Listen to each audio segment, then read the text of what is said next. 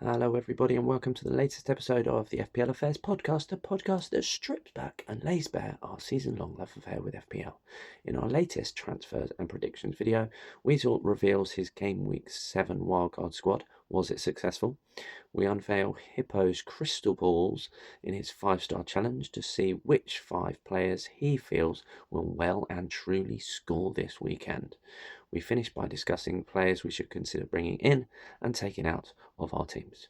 Before we get started, don't forget to like this video, subscribe to the channel for all of our content, and ring that bell for notifications each time we release something new. Anyway, enough of my small talk. Let's get cracking. And there's Mo Salah. There goes Haaland. He's on his way again. He's hungry. He scored. Ice cold precision from Palmer. Kayo Saka. That is a diamond of a goal. Greetings, viewers, to our Game Week 8 episode, which I'm starting to, because of the international break, lose my mind and get forgetful about what I actually say at this point. So, hello from me, Matt, aka the FPL Affairs Magpie. Yes, that's right. And joining me for our team selection and initially previews. No, I've said that word. This is getting quite embarrassing. Transfer selections and predictions. There you go. Finally get there. Is it me, Mr. Weasel, aka Paul, or should I say, aka the FPL Affairs Weasel? Is it me? But does this international break seem even longer? Yeah, it seems like 10 weeks, not 10 days, whatever it's been now, 11 days. That seems the longest one we've had this season. Isn't there still 3 more to go this season? Sooner they're out of the way, the better. But yes, you may have noticed I'm rocking a new image after having a disagreement with a pair of scissors up here, and they got bored and the clippers didn't work on there. So imbalanced. So maybe it'll be sorted out over the weekend. We shall see, depending how my FPL team is doing, if I pay much attention to it. But I said off screen that I've got a challenge for Paul to start the episode. You need to review your game week 17. I can remember it. That's why I said it was a challenge. So I get it on screen. Yeah, I've got it on my screen. I felt was a bit of a flattering mixture is I went for Jarrod Bowen and Enzo Fernandez because with West Ham's fixtures there'll be Bowen's going to be on the radar of a lot of people and Enzo prior to his injury, and that'll be to be spoke about. So they're the selections on the thumbnail. But as said, first we will look at I your think game they've got week. the best 2 fixtures, Pardon? haven't they? They've got the best 2 fixtures for the next 6 weeks, haven't they? As Not well. too bad. Well, it depends which fixture ticker you look at, to be honest, because some of them say, oh yeah, West, like the one you said, West Ham and Chelsea. And then others have got different. But anyway, up is your game week 7 team. Yes, I mean game week 7 and how it got on. Talk us through it. What did you do? Can you remember going into that game I week? wildcarded. I used my wildcards and it's success. So I think if I hadn't used my wildcards, my original team would have got 48 points. Unless I'd captained Semenyo, I would have got like 65. I think it was, or 66. So I'm glad that I did wildcards. How many So how many changes did you make with your wild card? well, that's the challenge you just asked me. So I haven't got a clue, to be honest, at the top of my head. So I kept just going through it. From my original team, I kept Senesi, Semenyo, Bowen, and Sanchez. So that's just quite easy. So I made 11 changes then. Whoa, 11 big game week 7. Right. So do you want to read your wild card team out? And how they did? Go ahead. Drews from Southampton, he got me 2 points. On the bench, I had Sanchez, who got 2 points as well. So disappointing.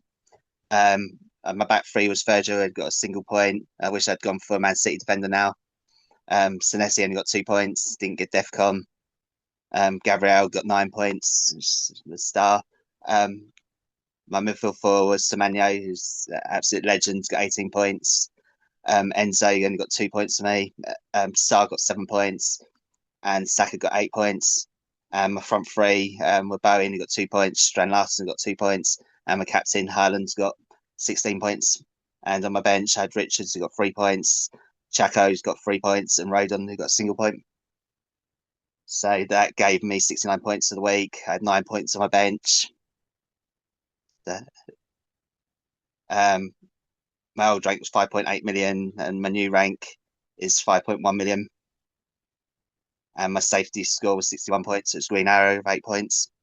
Out of 8. So yeah, if it was 21 points better off than your previous one, then yeah, the wild card worked out.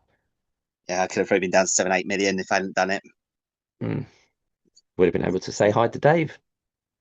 Yeah, somewhere around that area, Mm. I would have been. But yeah, I think I did it at the right time, as I said in last week's review. Um, I'm glad I waited a week because there's some players that I picked that I would have not picked if I'd wildcards in game week 6 like you. Yeah. And likewise, to be honest, I would have gone. Um, I am Denard about. It does seem ages and ages ago that I wildcarded, and technically it's only one game week because I went in 6, and there's only been one game week since. But yeah, it'd have been 2.5 weeks ago now, wasn't it? Mm, Nearly 3. yeah, unsure about mine, but we'll move on to that. Anyway, that wraps up game week 7. Or Finally. yeah, finishes unwrapping it more like. And moving on to game week 8 and the fixtures. Lunchtime fixture, Forest at home to Chelsea. Don't need to talk much about that other than players. Is you'd probably say in all likelihood it's a Chelsea win, possibly, despite their defence. Yeah, unless they got their act together for us over the international break. Mm, Obviously, I'm hoping Enzo gets fit for the deadline. yeah, I'm weighing But up yeah, I others, don't think but anyone has Forest assets anymore. I think everyone's offloaded them. yeah. Um, Brighton Newcastle for me that's a low score draw or goalless draw for me actually. Yeah, I can see you keeping a clean sheet, but yeah, I think you'll win that. The Watermardy's looking great. Gordon looked good on the international break.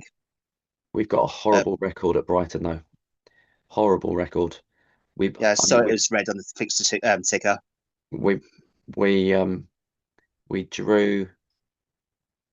I think we last beat them down there when we were when we were last in the championship, which is 2016-17, and we got promoted together. We were top, Brighton was second, and Uh, every time we've played them there in the Premier League, it's either been a draw or a defeat. More often than not a draw, but yeah, we can't win there for toffee.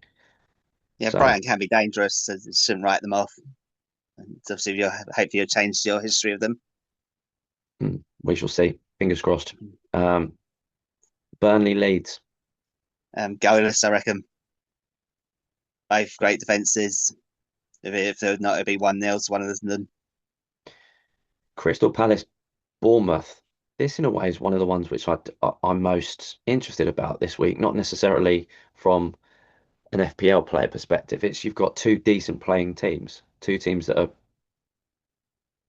on form. There's quite a lot of matchups, close matchups. Yeah, they're very similar. They've both got great defences. Obviously, yeah, they're scoring a few goals. It's very hard to call. I reckon it'll be a draw, but it could be goals. It could be goalless. Mm. No, it's given me the massive dilemma this week on which players to bench, Who, which we'll who, discuss later. yeah, who to play, who to bench. City So I've got Everton, 2 players in each team. City Everton. Man City will win, but I don't think it'll be a massive win like everyone's thinking. Everton are really organised, good Mm. defence. Yeah, that brings in mine. So those are all 3 o'clock kickoffs, and the last 3 o'clock kickoff on Saturday is Sunderland at home to Wolves. I see a home win for that. Uh, yes, Sunderland have been really good. I'm hoping for Wolves win because I got Strand Larson. But yeah, it'll probably be 1-0 either way. Mm. And the late kickoff on Saturday, 5:30, Fulham at home to Arsenal. Arsenal win, clean sheet. Yeah, they should win. Obviously, Fulham they've got good defensive numbers, so it might be tight, but I'd be surprised if they get a bit of anything from the game. Mm.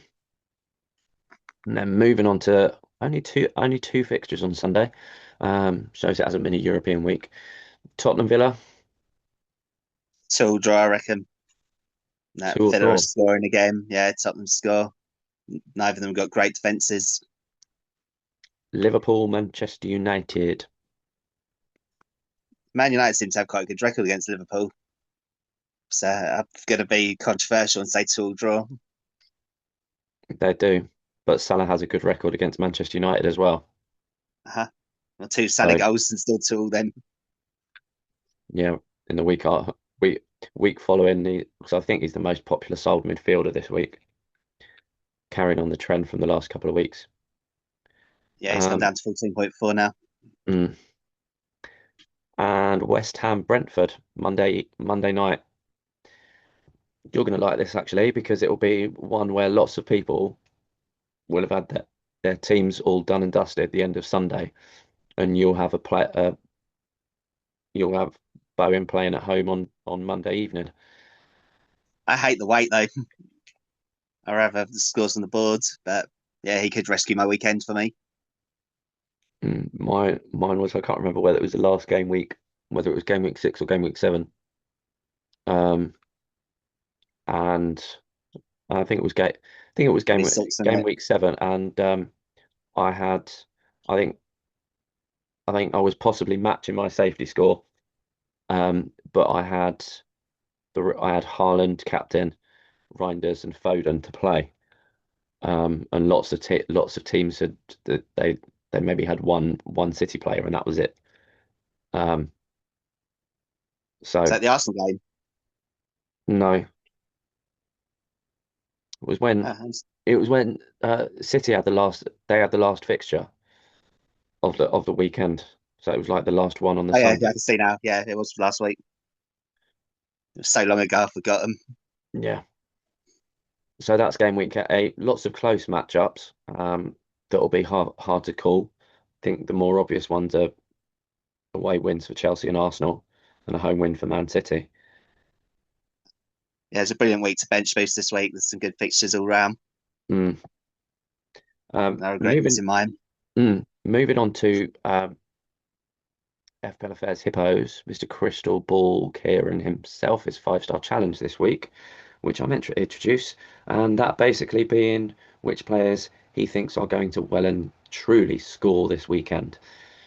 So for his first star, he believes that the game week's best overall player is going to be Haaland because he got sent home early from um, international duty because they felt he needed the rest rather than playing the friendly. So he has had a sort of mini break over the internationals and he's in form. Kieran's gone for his differential star under 5% of the week is Sunderland Shaka. He's playing well, getting defcons and against a leaky Wolves. Now, bearing in mind, this is just typing up Kieran's words. That that just made me think just that leaky Wolves. It sounds like it's if they were imagine if they were Nottingham Forest. Just made me think about a load of wolves that are going to on a toilet trip somewhere. Anyway, random thought that Kieran's text made me thinking. I don't know. Maybe my mind's gone to pot. Yeah, Third strange star, use of words. most saves he's gone for. England's Jordan Pickford. That despite going a year, 12 months without conceding a single goal for England, he's predicting he's going to be extremely busy against Manchester City and a very in-form Haaland at the weekend. Gone quite safe, I think, with his picks. Yeah, definitely. Star four is 4-star game week's highest scoring defender, Sunderland's Mukiele against Wolves, as he has a good chance of a clean sheet and he is pretty smart for defcons. Is the Sunderland centre back. And finally, this is probably the most eyebrow raising or controversial, is he's gone for João Pedro as his pick for double digits, as he's against a very leaky Forest. So we've got leaky Wolves and a leaky Forest.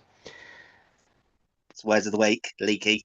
Yeah, leaky, leaky goals. What are your thoughts on his stars, his predicted stars of the week? As you say, he's gone very safe. It's Pedro fully fit now. So obviously, there's monitoring his minutes before the international breaks. Well, I think it's the thought of um, he wasn't called up, so Chelsea had either potentially asked if he could be left out. So he's had a rest from that, um, which means he'll be likely to start because it was like a niggling injury that he'd still been playing with. So he would have just had the rest over this international break. Then don't forget the Champions League next week he's suspended for, so he'll have the week off for that. Ah, Um, so provided the injury doesn't cause um, gain in seriousness, he should be all right to play, and as it is, and Postecoglou defence. But as always, keep an eye out for Friday's press conferences and to see what Maresca has to say about him. yeah, I'd say Sales might be most saves. That's my pick. Mm, quite possibly. So let's see who Hippo is up against this week. He is challenging. Oh, it's back round to the FPL Affairs Lion, as each of us has had a turn, I feel. So can Kieran maintain his bounce back from losing ones? Actually, I need to double check who won out of him and league leader Mohammed last week. It was me last week. I was, there you go. See, I'm totally lost. Who won? I think Kieran did, but my choices were awful, so I'd be surprised if I won it. Hmm. So that I think he might actually put Kieran ahead for the first time this season. 4-3. It might be. I'll have to double check that. But anyway, moving on. So potential transfers out.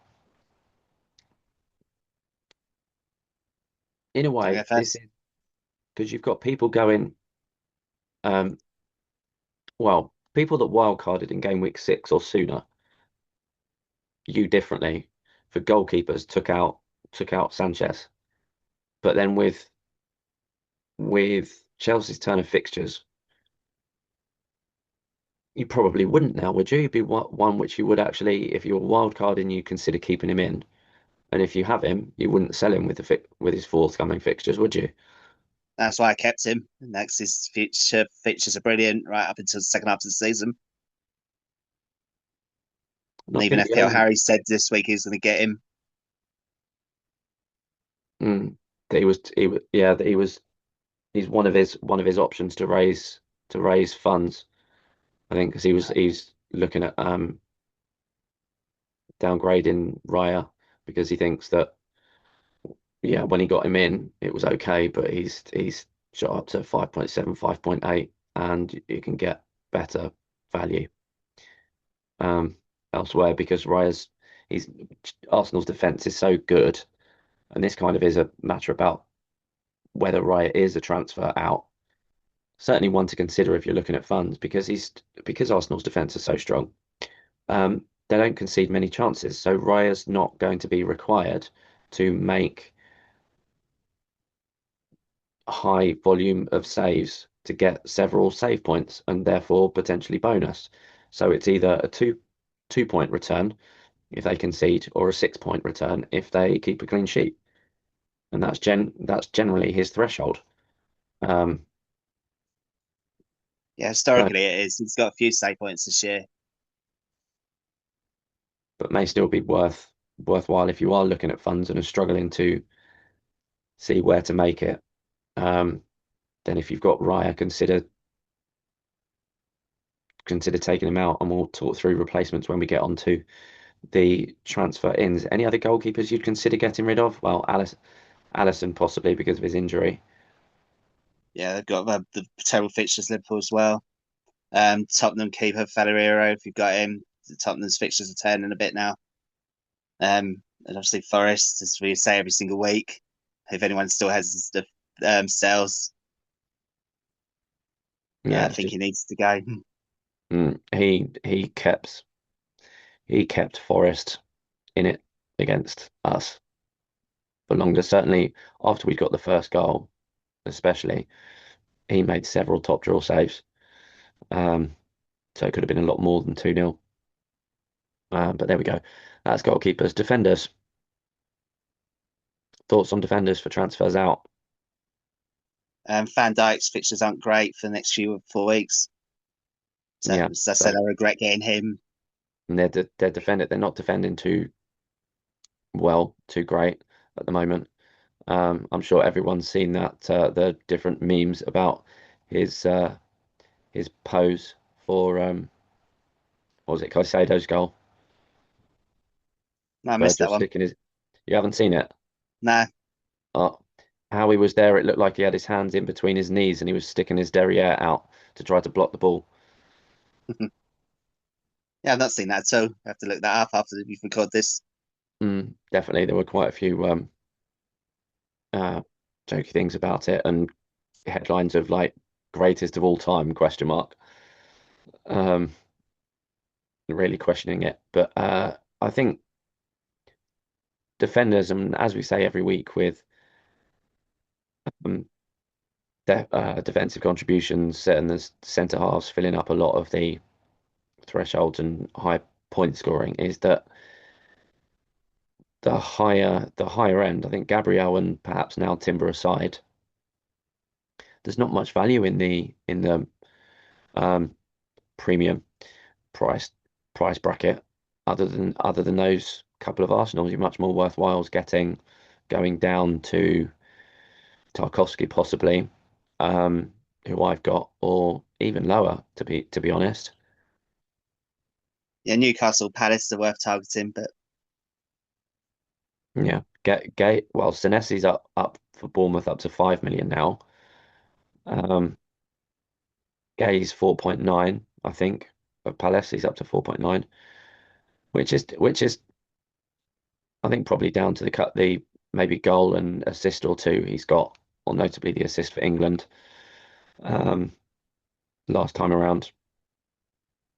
Let's just put him above others, but there's not a huge amount of threshold between him and say Richards. Um, Palace have got Arsenal in game week 9, and then after yeah, that they've got a nice run of fixtures, I think. yeah, got Um, Brentford, Brighton, Wolves, and Man United. mm. So So I think yeah, they've got a great run. defenders really is stay Tottenham clear of. defenders, I'd consider selling. I think with a lot is with the defensive contributions, if you get players at varying various price points that are good for defensive contributions, then they can largely be set and forgets for periods and concentrate on attacking players, using your transfers on attacking players who have got good fixture runs or on form, um, which kind of moves us on to any midfielders to get rid of. Um, any stand Salah out and to you? Bruno, Salah and Bruno. Now, yeah, one mate, the main ones. yeah, like we spoke with Lewis and Mohammed in the review one about and there's lots of coverage and popularity about the get getting rid of the likes of Bruno and Salah and switching to Saka because of his penalty goal for Arsenal and then his goal for England. Um, what are your thoughts on that? I mean, you got Saka in on your wild card, so you're not really in that position of No, I whether never owned to. Salah either. I went Bruno to Saka in my wild card. Mm, easy decision. Yeah, after his penalty miss, it made it very easy. Mm, Uh, and obviously, blank last week, so no regrets to getting rid of him. but then And their fixtures improve after the Liverpool one. Um, but as saying, they're not. debatable. City aren't necessarily trustworthy. I saw actually this ridiculous, and I'll try to keep this short rather than because I keep sort of moving off away from the point of the slide. But um, it was a Man City fan. It kind of really emphasizes fine margins about how if Bruno would have scored those two penalties he missed, um, and they'd gone on to win those games, that uh, Man United would have had so many more points, and it would be if they then get a return again, or if Arsenal were to fail to win at the weekend, then Man United would potentially go joint top or something ridiculous. Um, but I think it Yeah, was they're on 10 points, aren't they? slightly exaggerated, but even so, and it's a 7 point swing with penalties, isn't it? Because especially if a midfielder's taken it, 2 points off deducted if you miss, and 5 points gained if you score. 7 point Yeah, plus swing. bonus points. Yeah. So you mentioned Bruno and Salah. What are the thoughts on other Liverpool midfielders? Obviously, Verts, I think everyone's got rid of by now.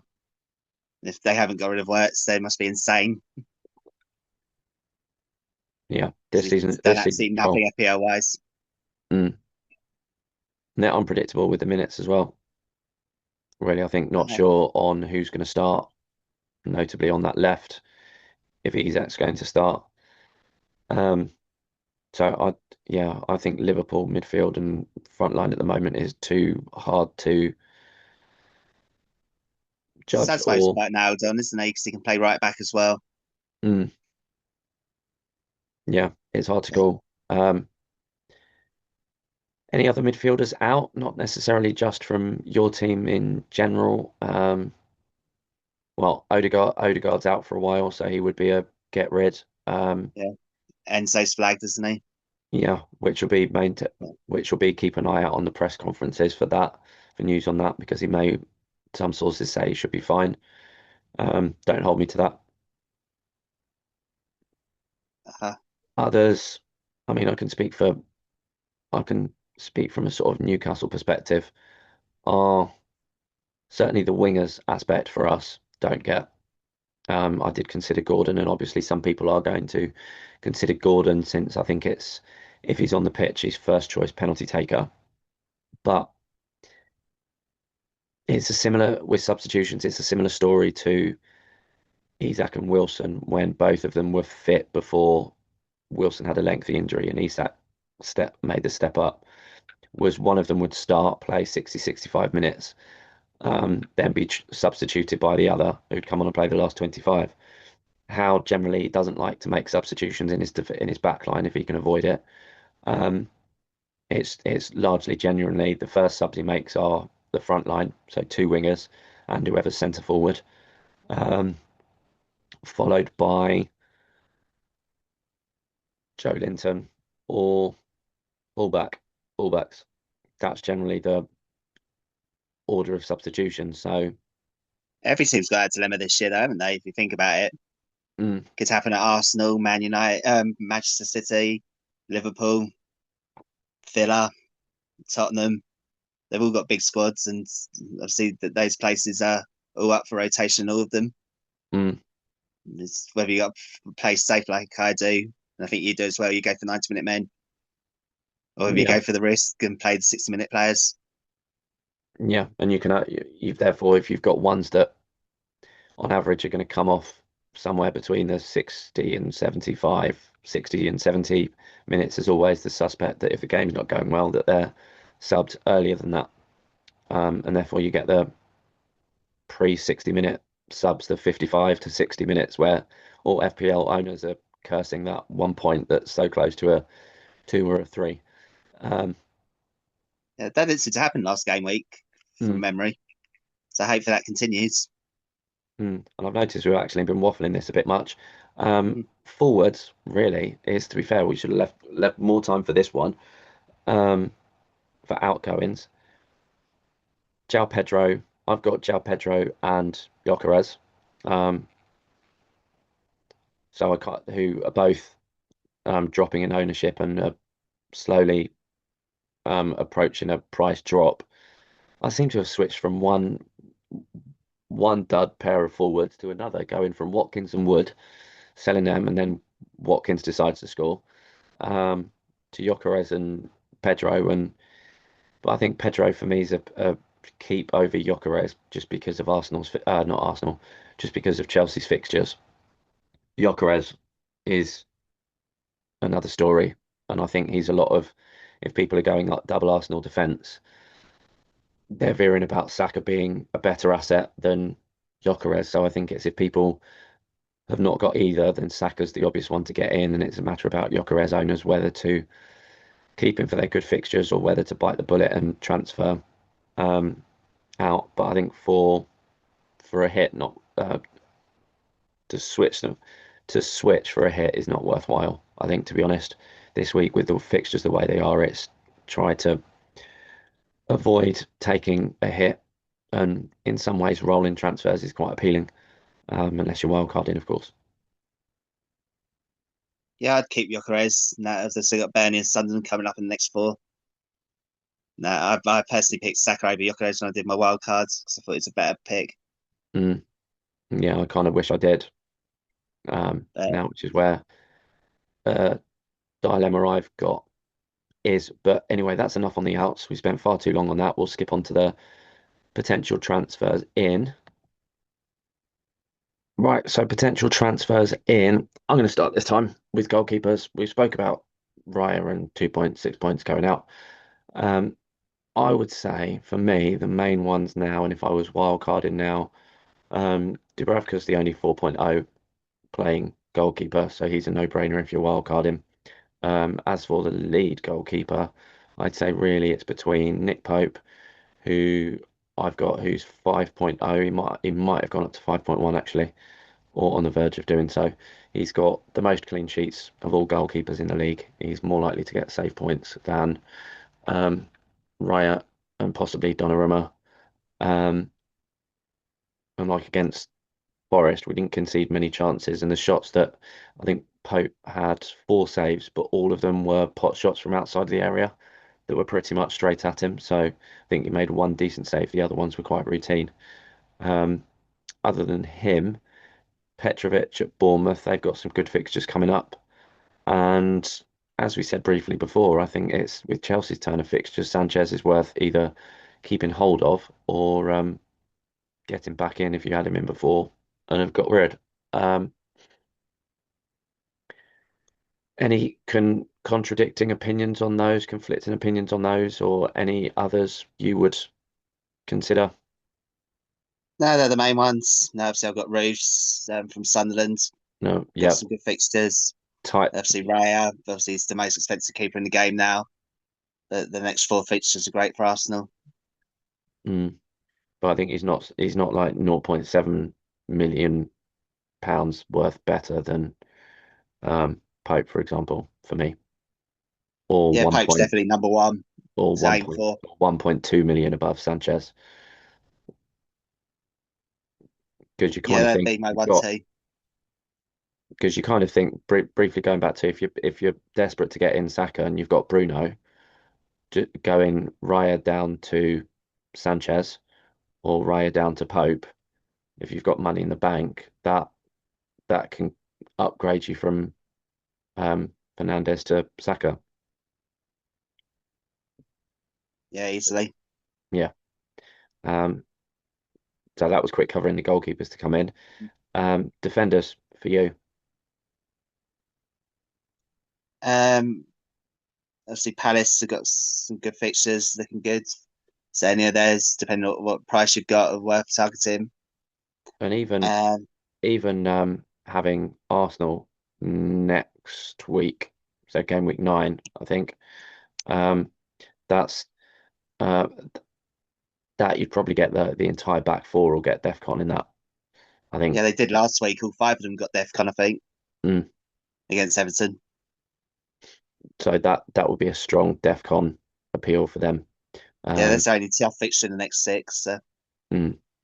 So Palace defenders. Newcastle, obviously, as you said, have got the clean sheets. Mm. Burns the only potentially the only nailed one, I think. Trippier is for starting, but because of his age, he's more likely to be substituted.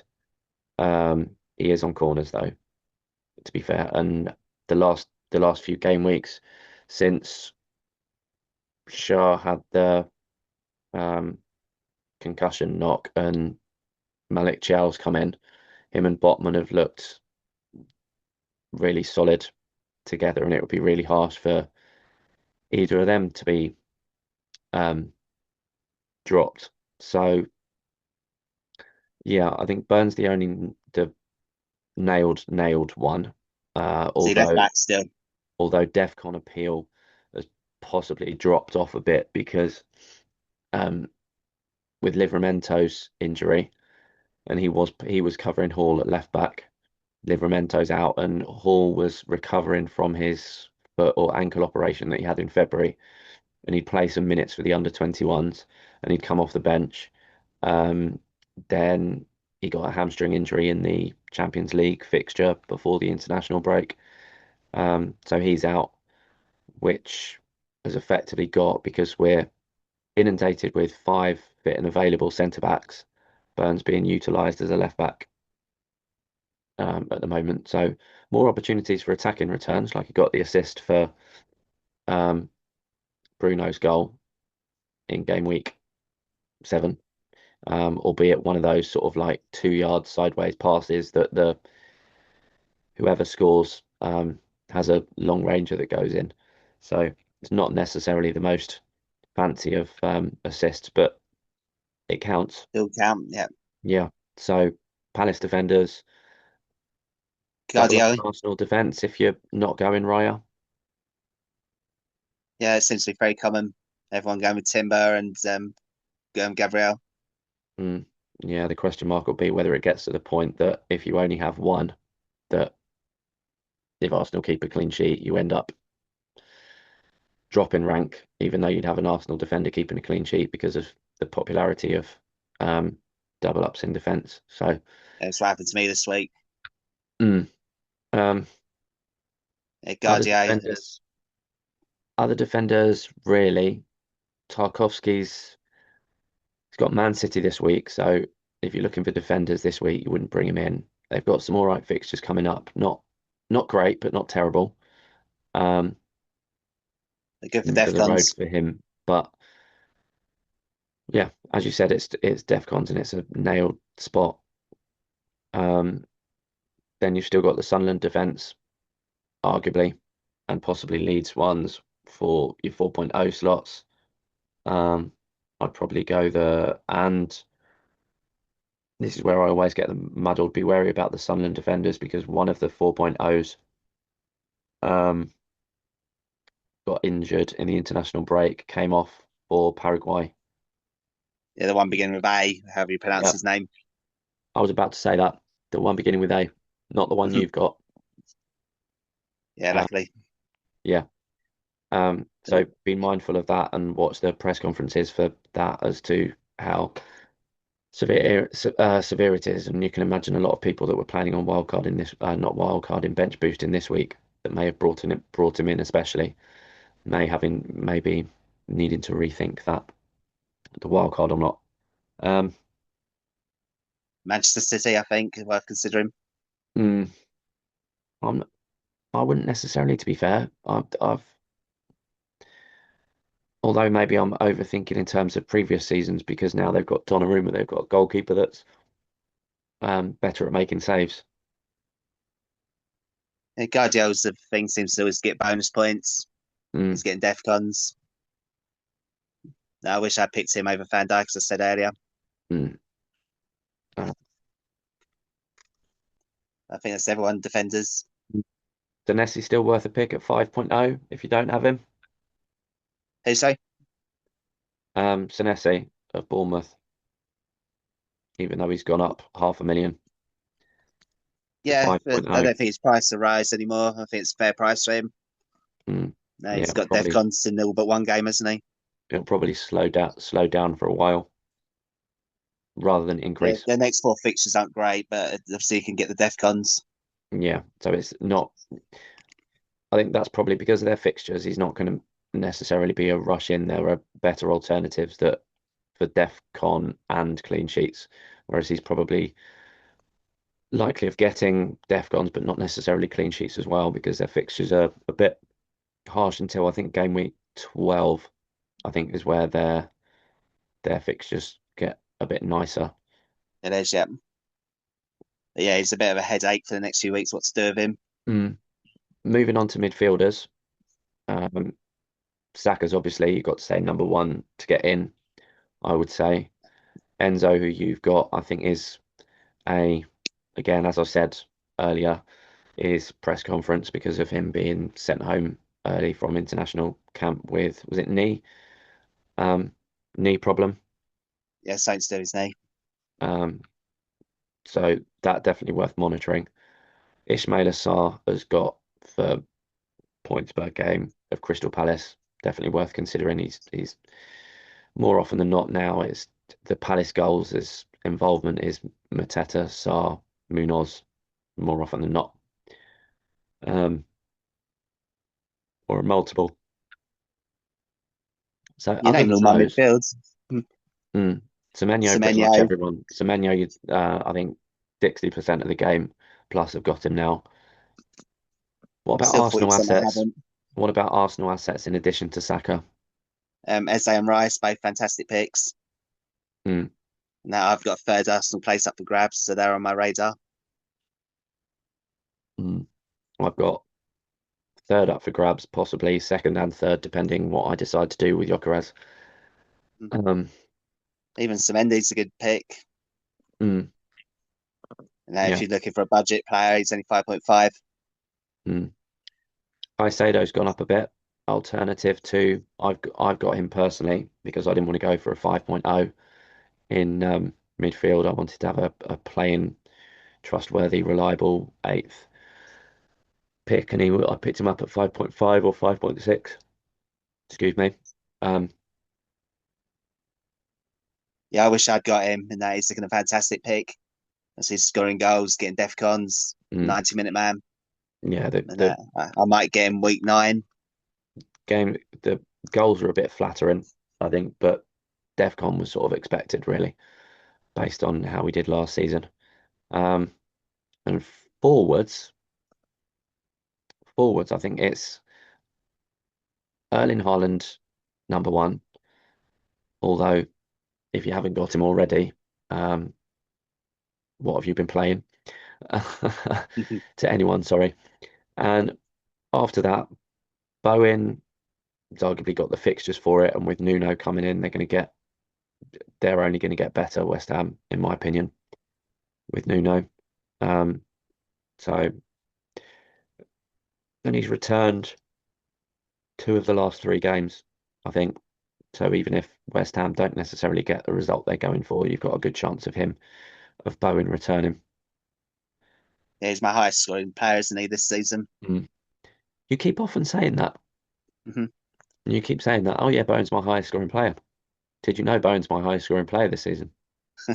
But people You are know not who my picking highest him. scoring player is this season? Jared Bowen. Yeah, Yeah. he's his You know, only 7.4% owned. yeah. So stop blagging about it. Just keep it on the down low and the quiet. Although to be fair, I was the one that mentioned Bowen, so True.